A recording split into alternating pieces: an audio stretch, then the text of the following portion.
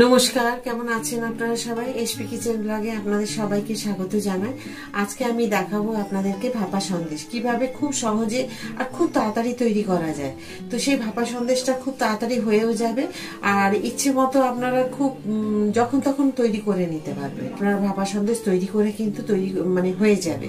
তো সেই রকমই সহজ উপায়ে আপনাদেরকে আমি দেখিয়ে দিচ্ছি যে খুব তাড়াতাড়ি কি করে ভাপা সন্দেশ তৈরি করা যায়। ভিডিওটা শেষ পর্যন্ত দেখার জন্য আপনাদেরকে অনুরোধ রইল যে আপনারা শেষ পর্যন্ত পুরো ভিডিওটা দেখবেন যে কত সহজে এই ভাপা সন্দেশটা আমি তৈরি করছি।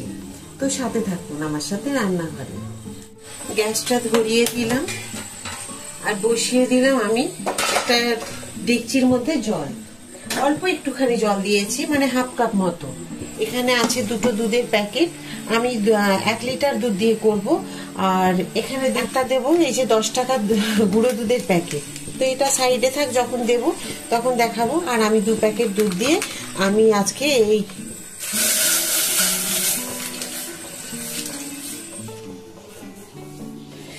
এটা কিন্তু একদম কি বলবো, খুব ক্রিমি দুধটা।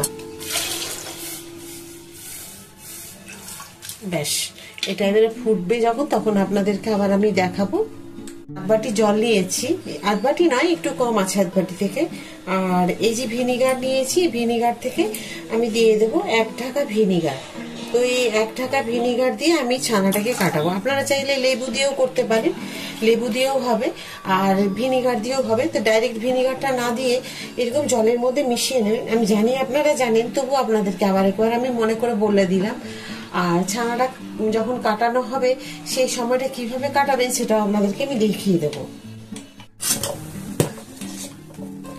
দেখুন, দুধ খুব ভালোভাবে ফুটে গেছে, দেখতে পাচ্ছেন। এবার আমি গ্যাসটা অফ করে দেব। এবার একটুখানি ঠান্ডা হয়ে গেলে 10 মিনিট মতো অপেক্ষা করতে হবে। এই ফুটন্ত দুধটা যখন ফুটছে তারপরে 10 মিনিট 15 মিনিট ছেড়ে দিন। একটু হালকা ঠান্ডা হয়ে যাবে যখন, তখন কিন্তু ওটা আমরা ছানা কাটাবো করবো ভাপা সন্দেশটা। তো আপনারা যদি মনে করেন আপনাদের বাড়িতে কেক টিন আছে, বা যদি কোনো ধরুন এইরকম ছোট একটুখানি বড় ডিশ আছে, এতেও আপনারা করতে পারেন, যেটাতে আপনাদের ইচ্ছে। তা আমি করবো আমি এই টিফিন কৌটোতে। তো টিফিন কৌটোটার মধ্যে আমি একটুখানি আগে ঘি মাখিয়ে নেব। তো ভালো করে এটার মধ্যে আমি ঘি মাখিয়ে নিই। দেখুন, আমি সবসময় ঘিটা গলিয়ে রাখি, কারণ কি হয়, ঘিটা গলিয়ে রাখবেন কেমন ভাবে সেটা একদিন আপনাদের বলে দিচ্ছি। ধরুন প্লাস্টিকের কৌটোতে থাক বা আপনার কাঁচের শিশিতে থাক, যেভাবেই থাকবে না কেন, একটু উষ্ণ গরম জল করবেন, দিয়ে ঘিয়ের শিশি বা প্লাস্টিকের কৌটোটা উষ্ণ, তার মধ্যে কিন্তু বসিয়ে দেবেন। দেখবেন খুব সুন্দরভাবে ঘিটা কিন্তু গলে যাবে, একদমই আপনাকে কোনো ঝামেলা করতে হবে না। আর গরমের সময় তো এরকমই ঘি গলে যায়, তাহলেও দেখবেন আপনি ঘি বসে থাকলে না দেওয়া যায় না, পুরো ঘিটা যদি ঠিকভাবে না গলে। তো আমি যে কোনো কাজ করার আগে যখনই যেটা মনে করি ঘি দিতে হবে, তখন কিন্তু আমি একটু ওই উষ্ণ গরম জল করে আমি ওটাকে গলিয়ে নিই। এই যে দেখুন, এইভাবে আমি কিন্তু ব্রাশ করে, আর দেখুন টিফিন কৌটোটাকে আমি পুরো ঘি দিয়ে ব্রাশ করে নিলাম। আপনার কাছে যদি ঘি না থাকে, সেই মুহূর্তে যদি ঘরে হয়তো বাড়ন্ত আছে, তখন আপনারা রিফাইন তেলও ব্রাশ করে নিতে পারেন। এবার আমি এটাতে একটু একটু করে জল দিয়ে, ভিনিগার জলটা দিয়ে দিয়ে আমি ছানাটাকে কাটিয়ে নেব। দেখুন, একটুখানি আগে দিয়ে দিলাম,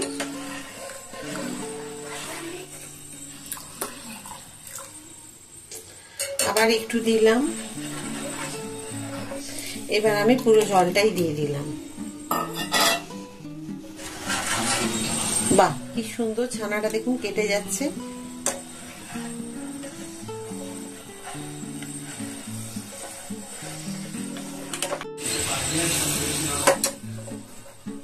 দেখুন ছানাটা কি সুন্দর কেটেছে, দেখতে পাচ্ছেন? এই দেখুন, দারুণ হয়েছে ছানাটা। সে আপনি লেবু দিয়ে কাটান বা ভিনিগার দিয়ে যেভাবেই করুন না কেন, ওটা কিন্তু কোনোভাবেই টেনে হাতে দিয়ে টিপে দেখানোর কোনো দরকার নেই, বা দেখতেও হবে না। কারণ ছানাটা তো ধরুন যেভাবেই করি না কেন, যে ছানাটা তো ওইভাবেই হবে। তো এটাকে বেশি তৈরি করাটা, রসগোল্লা যেভাবে করবেন তার পদ্ধতি আলাদা, ভাপা সন্দেশ যেরকম করবেন তার পদ্ধতি আলাদা, ছানার পায়েস করলে তার পদ্ধতি আলাদা। তো তার জন্য হাত দিয়ে কিন্তু কোনো কিছু করার দরকার নেই। তো সেইভাবে আমরা কিন্তু করে নেবো। তো দেখুন ছানাটা কিন্তু খুব সুন্দর হয়েছে। তবে হ্যাঁ, ছানা বসানোর জন্য আপনাদেরকে যদি একটা জিনিস বলি, সেটা অবশ্যই করবেন। আমি সবসময় এর আগেও আপনাদের বলেছিলাম, যেটা আমার মায়ের থেকে জানা বা মানে শেখা, যে ছানা সবসময় কেটে সঙ্গে সঙ্গে যদি আপনি ছেঁকে নেন করতে পারেন, অসুবিধে নেই। কিন্তু ওটা যদি 20 মিনিট কি আধ ঘন্টা পর যদি ছানাটাকে তৈরি করে আপনারা এইভাবে এই অবস্থাতে রেখে দিয়ে তারপরে যদি আধ ঘন্টা পর আপনারা জলটা ছেঁকে নেন, আমার মনে হয় যেন বেশি পরিমাণটা মনে হয় আমার। তো সেই কারণে আমি ওই রকমই করি। একবার আপনারা করে কিন্তু তৈরি করে আমাকে কমেন্ট করে জানাবেন তো যে আমার যে ধারণাটা সেটা ভুল না মানে ঠিক।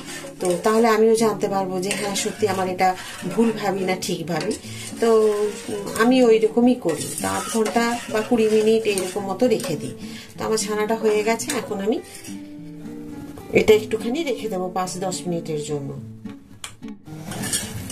এবার আমি ছানাটাকে একদম ছেঁকে নেব। তো আপনারা চাইলে বড় কোনো কাপড় দিয়েও ছেঁকে নিতে পারেন। তো আমি এখানে ছেঁকে নেবো একটা ছাঁকনি দিয়ে বড়। দেখুন আপনারা এর মধ্যে কোনো কটন কাপড় দিয়ে, সুতির যে কোনো কাপড় দিয়েও আপনারা এটাকে ছেঁকে নিতে পারেন।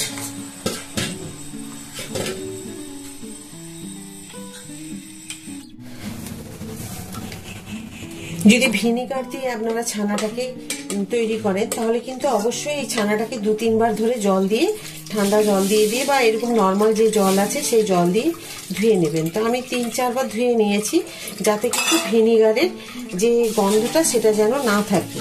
বা লেবু দিয়েও যদি আপনারা মনে করেন কাটাবেন তাহলে সেটাও করতে পারেন। তবে এইভাবে জলটাকে ছেঁকে নিতে হবে।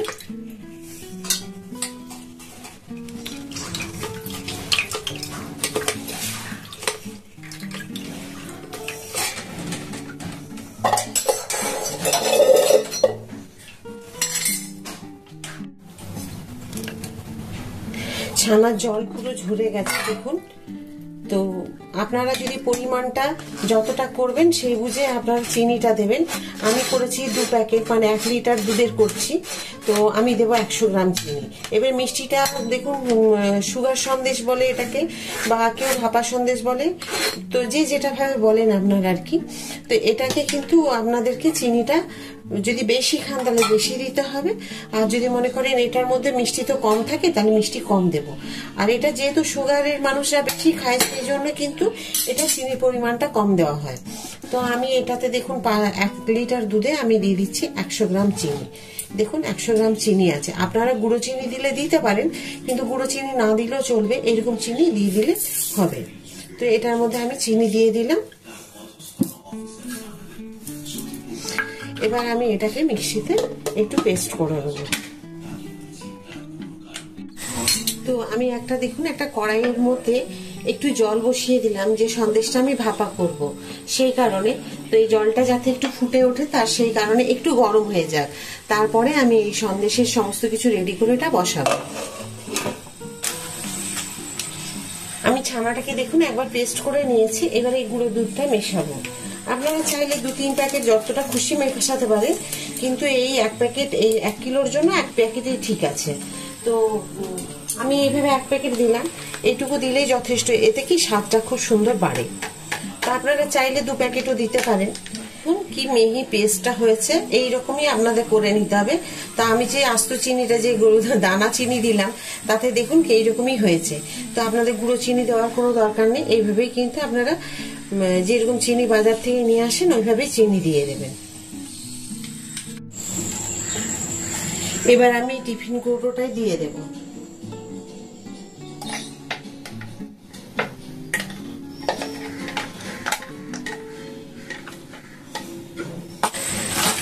এটা এটাকে আমি একটুখানি ট্যাপ করে নেব। এইভাবে দেখুন ট্যাপ করে নিলাম।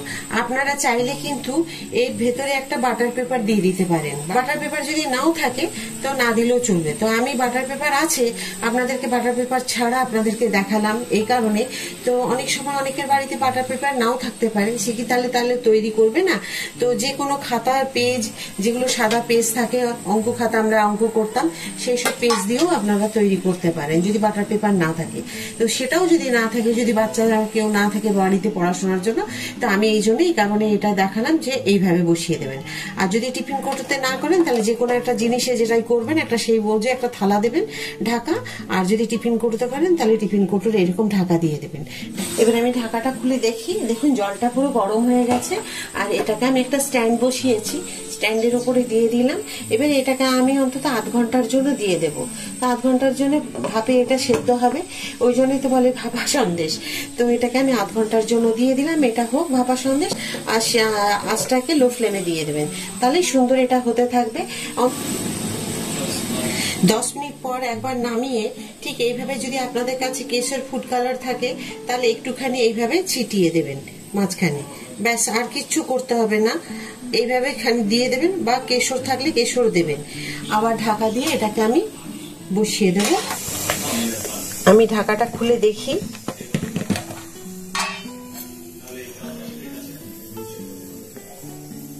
দেখুন একদম পরিষ্কার কাটা চামচটা।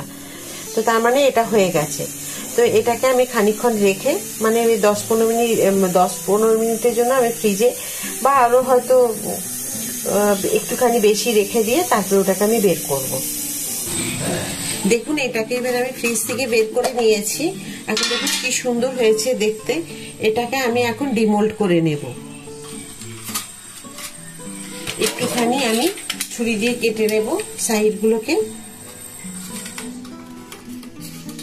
আপনারা 8 ঘন্টার জন্য ফ্রিজে রেখে দেবেন।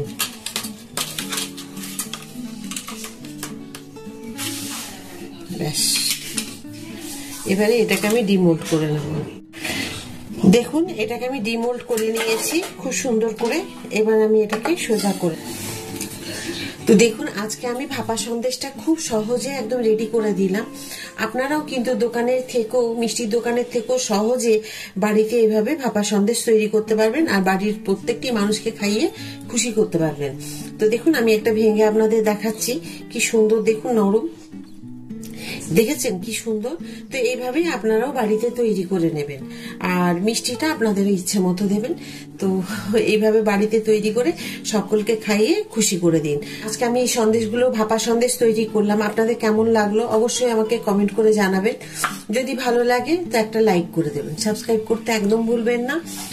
যেমন আপনারা আমার সাথে থাকেন ওই রকমই আমার সাথে থাকবেন। আবার একটা নতুন ভিডিওতে নতুন রান্না নিয়ে আমি আপনাদের কাছে চলে আসবো। সবাই ভালো থাকুন, সুস্থ থাকুন, এই বলে আজকের ভিডিওটা শেষ করছি। নমস্কার।